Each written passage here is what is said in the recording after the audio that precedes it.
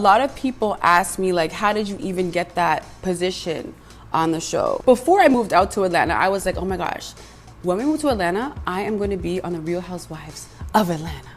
I manifested this into my life. I'm just going to say that because when I moved to Atlanta, the next month, I met up with one of my friends, Ming Lee. She's like huge out here, snob life, big in hair. She sells hair products. She's a boss, okay?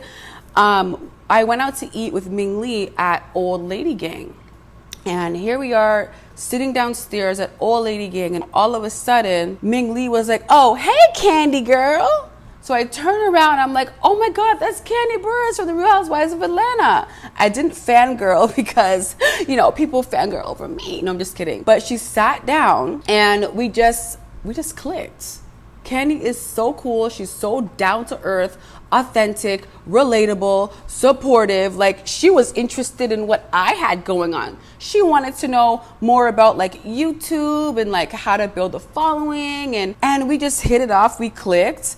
I remember after brunch, Candy was like, we took a photo, and I was like, okay, so Candy, should I airdrop this photo to you? She was like, no, girl, just text it to me.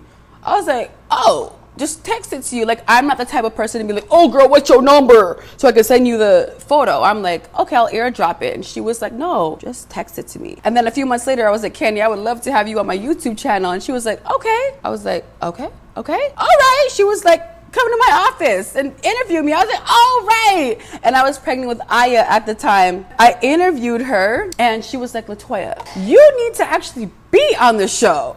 I was like, really? So put a word in for me, girl. And then 2 the casting peeps called me up. I interviewed for the show in 2019, didn't get it because they didn't want to put stress on me and the baby. That was what they said. And then the following year, during the pandemic, COVID, I was on Real Housewives of Atlanta as a friend. So thank you so much, Candy.